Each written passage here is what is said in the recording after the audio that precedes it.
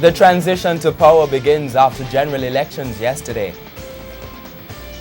Good evening and thanks for joining us for Primetime News. A special welcome to viewers on onespotmedia.com. I'm Archibald Gordon. And I'm Doreen Samuels. Also this evening, a look at the new faces heading to Gordon House. The future of Portia Simpson-Miller should the new opposition leader resign. And the celebrations will tell you what happened across the country. In the wake of election results. From Westmoreland to St. Thomas in the east. Then in the financial week, Lasco cuts a deal with its sister company. There's also sports commentary, E-Prime and weather in this newscast. But before the break, the feedback question. Having lost yesterday's general election, should Portia Simpson-Miller resign as PNP president?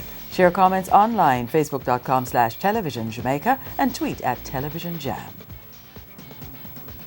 Stay with us, Primetime News returns right after this break.